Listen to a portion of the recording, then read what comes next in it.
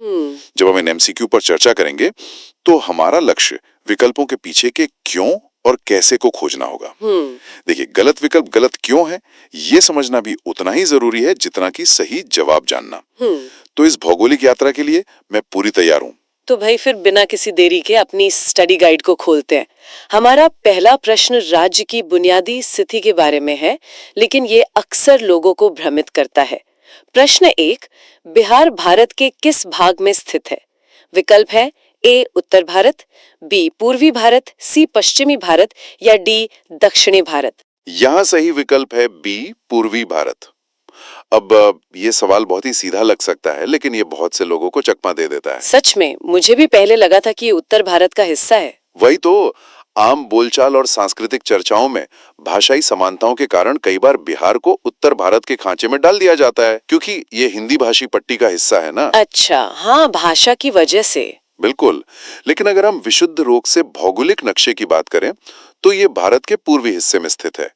इसके पूर्व में पश्चिम बंगाल है, जो इसे सीधे तौर पर देश के पूर्वी क्षेत्र का हिस्सा बनाता है। और बाकी विकल्प? बाकी के विकल्प पश्चिम और दक्षिण तो भौगोलिक दृष्टि से मीलों दूर हैं, उनका तो कोई सवाल ही नहीं उठता।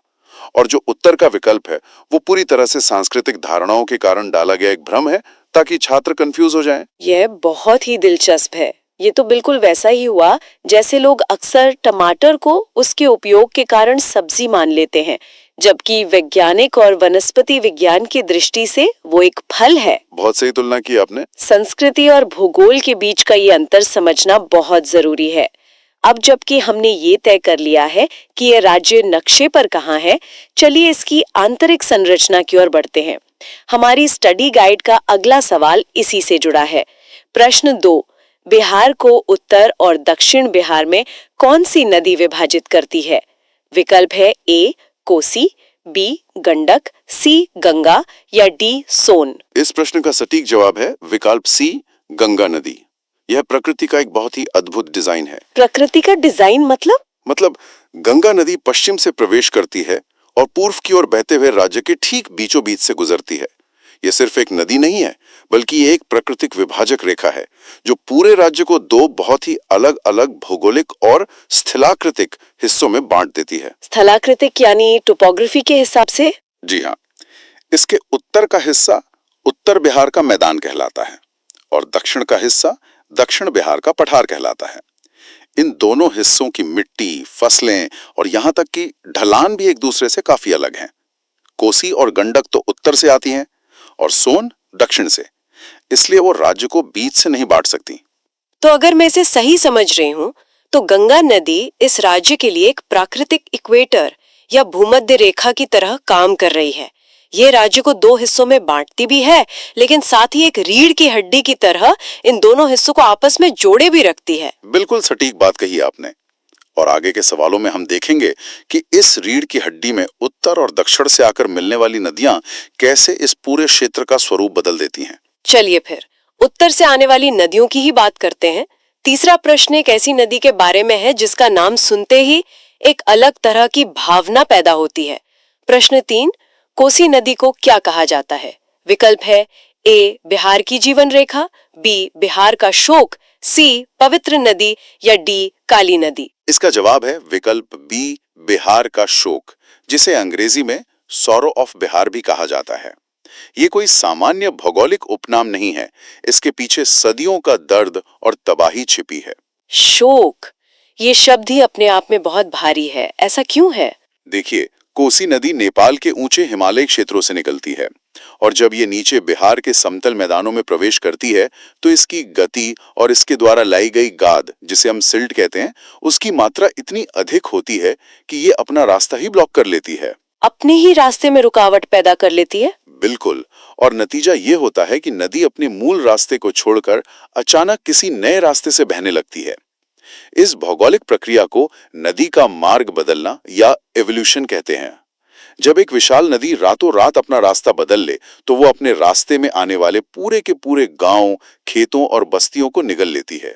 हे भगवान! जी, इसी भारी अनिश्चितता और भारी तबाही के कारण इसे जीवन रेखा नहीं बल्कि शोक कहा जाता है। बाकी विकल्प जैसे पवित्र नदी या काली नदी यहाँ संदर्भ से बाहर हैं। ये सच में रोंगटे खड़े कर देने वाली बात है। हम आमतौर पर नदियों को एक स्थिर नीली रेखा के रूप में सोचते हैं जो अपनी जगह पर बहती है, लेकिन कोसी तो एक झूलते हुए पेंडुलम की तरह है जो कभी भी दिशा बदल सकती है। एग्जैक्टली। अब इस विनाशकारी शक्ति के बाद एक और शक्तिशाली नदी के उद्गम को खंगालते हैं। हमारा चौथा प्रश्न है, गंडक नदी का उद्गम स्थल कहाँ है? आपके विकल्प हैं ए गंगोत्री ग्लेशियर, बी नेपाल हिमालय, सी छोटा नागपुर पठार या डी विंध्य पर्वतमाला। यहाँ सही विकल्प है बी नेपाल हिमालय। गंडक नदी की कहानी भी बहुत रोचक है। यह नेपाल के मध्य हिमालयी क्षेत्र में धौलागिरी और माउंट एवरेस्ट की पर्वतमालाओं के बीच से निकलती है। बहुत ऊंचाई से। हाँ, वहाँ की खड़ी ढलानों से ये तेज गति से नीचे उतरती है और फिर बिहार के चंपारण जिले से भारतीय सीमा में प्रवेश करती है। और बाकी के विकल्प क्यों गलत है? से बनने वाली हिमालयी नदी है। पहाड़ों की इन बर्फीली चोटियों से निकलकर सपाट मैदानों तक का ये सफर तय करना किसी भी नदी के लिए एक बहुत बड़ा बदलाव होता होगा। बिल्कुल होता है। अब नदियों की बात हो ही रही है तो जरा ये भी देख लें कि इस विशाल जल नेटवर्क में सबसे बड़ा खिलाड़ी कौन है। प्रश्न 5, बिहार से होकर बहने वाली सबसे लंबी नदी कौन सी है? विकल्प है ए कोसी, बी सोन, सी गंगा या डी गंडक। इसका सीधा जवाब है विकल्प सी गंगा। हमने दूसरे प्रश्न में बात की थी कि ये नदी राज्य को 2 हिस्सों में बांटती है, लेकिन इसकी विशालता के आंकड़े भी हैरान करने वाले हैं। कितने बड़े आंकड़े हैं?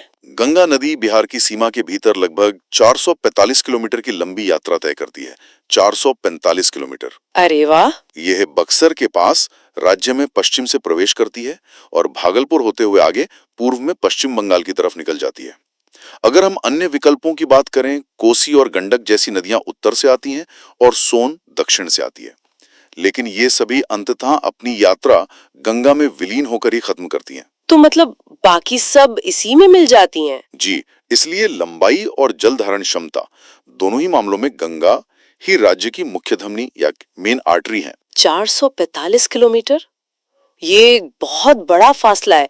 ये तो एक छोर से दूसरे छोर तक एक विशाल प्राकृतिक हाईवे की तरह है जिसमें बाकी सारी छोटी बड़ी सड़कें आकर मिल रही हैं। बहुत अच्छा उदाहरण दिया आपने। शुक्रिया। अब इन नदियों के बहने से जमीन पर क्या असर पड़ता है ये जानने का समय आ गया है। हमारा छठा प्रश्न इसी जमीन की बनावट के बारे में है। उत्तर बिहार मुख्य रूप से किससे बना है?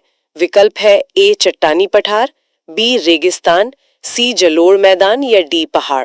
इसका सही जवाब है विकल्प सी जलोढ़ मैदान, जिन्हें हम अंग्रेजी में एल्यूवियल प्लेन्स कहते हैं। ये उत्तर बिहार की सबसे बड़ी खासियत है। और ये जलोढ़ मैदान बनते कैसे हैं? अगर हम इसे बड़े परिप्रेक्ष्य से जोड़े तो इसके पीछे एक बहुत ही लंबी भौगोलिक प्रक्रिया काम करती है। हाँ। हजारों लाखों सालों से हिमालय से निकलने वाली कोसी, गंडक, बागमती जैसी नदियां अपने साथ पहाड़ों के टूटे हुए छोटे छोटे कण, बालू और उपजाऊ मिट्टी बहाकर ला रही हैं। जब मानसून में पानी मैदानों में फैलता है तो वो इस मिट्टी को एक समान परत के रूप में बिछा देता है।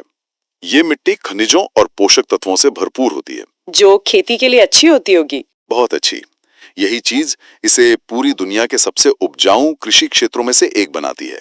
यहाँ आपको कोई चट्टानी पठार या रेगिस्तान नहीं मिलेगा, बल्कि मीलों तक फैला हुआ एक समतल और बेहद उपजाऊ मैदान मिलेगा। बाकी के विकल्प पहाड़ और पठार उत्तर बिहार के लिए बिल्कुल गलत हैं, क्योंकि यह पूरी तरह से समतल इलाका है। ये तो एक तरह से प्रकृति के एक विशाल कन्वेयर बेल्ट की तरह काम कर रहा है। हिमालय के पहाड़ों को धीरे धीरे तोड़ा जा रहा है और उसी सामग्री का इस्तेमाल करके उत्तर बिहार में उपजाऊ जमीन का निर्माण किया जा रहा है। भूगोल में समय का पैमाना वाकई अद्भुत है। बिल्कुल, ये एक कभी न रुकने वाली प्रक्रिया है। चलिए अब उस प्राकृतिक इक्वेटर यानी गंगा नदी को पार करते हैं और दक्षिण की तरफ चलते हैं। प्रश्न 7, दक्षिण बिहार किस पठार का हिस्सा है? विकल्प है ए दक्कन का पठार, बी छोटा नागपुर पठार, सी मालवा पठार या डी तिब्बत का पठार। यहाँ सही विकल्प है बी छोटा नागपुर पठार।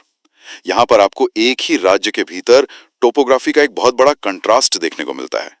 कंट्रास्ट कैसे? देखिए, गंगा के उत्तर में जहाँ बिल्कुल सपाट जलोढ़ मैदान है, वहीं गंगा के दक्षिण का हिस्सा थोड़ा ऊंचा, पथरीला और लहरदार है।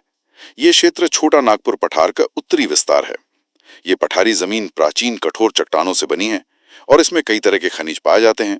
तो ये उत्तर के मैदानों से बिल्कुल अलग है। एकदम अलग। और अगर हम अन्य विकल्पों को देखें तो वे भौगोलिक रूप से असंभव है। दक्कन का पठार और मालवा का पठार भारत के पश्चिमी और दक्षिणी हिस्सों में है, और तिब्बत का पठार तो हिमालय के भी उस पार है, चीन में। इसलिए छोटा नागपुर ही एकमात्र सही विकल्प है। ये एक बहुत ही स्पष्ट तस्वीर पेश करता है। उत्तर में नरम उपजाऊ मिट्टी और दक्षिण में प्राचीन कठोर चट्टानें। एक ही राज्य में भूगोल के दो बिल्कुल अलग चेहरे। जी हाँ। अब वापस चलते हैं नदियों के संगम की ओर, जहां ये अलग अलग भौगोलिक तत्व आपस में टकराते हैं। हमारा 8वां प्रश्न है, हाजीपुर के पास गंगा में कौन सी नदी मिलती है? विकल्प है ए कोसी, बी सोन, सी गंडक या डी बागमती। सही विकल्प है सी गंडक। गंडक नदी जो नेपाल से निकलकर उत्तर बिहार के मैदानों को पार करती है, वो अपनी पूरी यात्रा हाजीपुर के पास आकर समाप्त करती है। अच्छा, हाजीपुर के पास? जी, जहां वो विशाल गंगा नदी में मिल जाती है। नदियों के संगम का बहुत अधिक भौगोलिक और हाइड्रोलॉजिकल महत्व होता है। हाजीपुर, जो पटना के ठीक सामने गंगा के दूसरे किनारे पर स्थित है, इसी ऐतिहासिक और विशाल संगम का गवाह है। जब दो इतनी बड़ी नदियां मिलती हैं, तो पानी की मात्रा और उसके बहाव की शक्ति अचानक से कई गुना बढ़ जाती है। दो विशाल जल धाराओं का इस तरह मिलना जैसे दो बड़े महासागरों का एक बिंदु पर टकराना हो, और यही टकराना और पानी का ये विशाल बहाव हमें उस सबसे बड़ी चुनौती की ओर ले जाता है जिसका सामना इस क्षेत्र को हर साल करना पड़ता है। हाँ, ये एक बहुत ही गंभीर विषय है। हमारी स्टडी गाइड का 9वां प्रश्न इसी बारे में है। बिहार में बाढ़ अधिक आने का मुख्य कारण क्या है? आपके विकल्प हैं ए रेगिस्तानी जलवायु, बी भारी बर्फबारी, सी उच्च तलछट वाली हिमालयी नदियां या डी ज्वालामुखी। इसका सही उत्तर है विकल्प सी उच्च तलछट वाली हिमालयी नदियां। जो लोग हमें सुन रहे हैं, उन्हें मैं बताना चाहूंगा कि अगर हम बाढ़ के विज्ञान को समझें, तो ये सिर्फ ज्यादा पानी आने की समस्या नहीं है। तो फिर असली समस्या क्या है? असली समस्या तलछट है। हिमालय एक बहुत ही युवा पर्वत श्रृंखला है, जिसका मतलब है कि वहां की चट्टानें अभी भी कमजोर हैं और आसानी से टूट जाती हैं। जब नदियां वहां से बहती हैं, तो वे भारी मात्रा में मिट्टी, पत्थर और गाद, जिसे तलछट कहते हैं, अपने साथ लाती हैं। जब ये नदियां पहाड़ों से उतरकर समतल मैदानों में पहुंचती हैं, तो पानी की गति एकदम धीमी हो जाती है। गति धीमी होने से वो सारी गाद नदी के तल में बैठने लगती है। समय के साथ नदी का तल इतना ऊंचा हो जाता है कि पानी को बहने की जगह ही नहीं मिलती, और फिर पानी बाहर आ जाता है। बिल्कुल, वो किनारों को तोड़कर आसपास के इलाकों में फैल जाता है। रेगिस्तानी जलवायु, बर्फबारी या ज्वालामुखी का यहाँ कोई सीधा संबंध नहीं है। असली मुजरिम वो गाद है जो नदी का दम घोट देती है। ये तो बिल्कुल वैसा ही हुआ जैसे किसी पानी के पाइप के मुहाने पर बहुत सारी मिट्टी या कीचड़ जमा कर दी जाए। पानी का दबाव उस रुकावट को पार नहीं कर पाएगा और आखिरकार वो पाइप को फाड़कर किसी भी दिशा में बहने लगेगा। एकदम सही। यह व्याख्या ये समझने के लिए पर्याप्त है कि सिर्फ बांध बना देने भर से ये समस्या क्यों नहीं सुलझती, क्योंकि गाद तो फिर भी जमा होती रहेगी। खैर, अब हम इस ज्ञानवर्धक सफर के अंतिम पड़ाव पर हैं। चलिए देखते हैं आखिरी सवाल क्या है। प्रश्न 10, निम्नलिखित में से कौन बिहार में गंगा की सहायक नदी नहीं है? यहाँ ध्यान दें, पूछा गया है कि कौन सी नदी सहायक नहीं है। विकल्प है ए कोसी, बी गंडक, सी सोन या डी कृष्णा। इसका सही उत्तर है विकल्प डी कृष्णा। ये सवाल दरअसल भारतीय भूगोल की एक बुनियादी समझ को परखने के लिए डिजाइन किया गया है। वो कैसे? अभी तक की चर्चा में हमने बार बार देखा है कि कोसी और गंडक उत्तर दिशा से आकर गंगा में मिलती हैं और सोन नदी दक्षिण के पठारी इलाके से आकर पटना के पास गंगा में मिलती है। ये तीनों बिहार में गंगा के जल तंत्र का अभिन्न हिस्सा है। हाँ, ये तो हमने अभी डिस्कस किया। इसके विपरीत कृष्णा नदी प्रायद्वीपीय भारत की एक प्रमुख नदी है, पेनिनसुलर इंडिया की। ये महाराष्ट्र के पश्चिमी घाट से निकलकर कर्नाटक और आंध्र प्रदेश होते हुए बंगाल की खाड़ी में गिरती है। इसका उत्तरी भारत या गंगा नदी प्रणाली से कोई भौगोलिक संबंध नहीं है, इसलिए यही सही उत्तर है। ये एक बहुत ही शानदार तरीका था पूरे नक्शे को जूम आउट करके देखने का। और इसी के साथ हमारी इस अध्ययन मार्गदर्शिका के 10 प्रश्न पूरे होते हैं। तो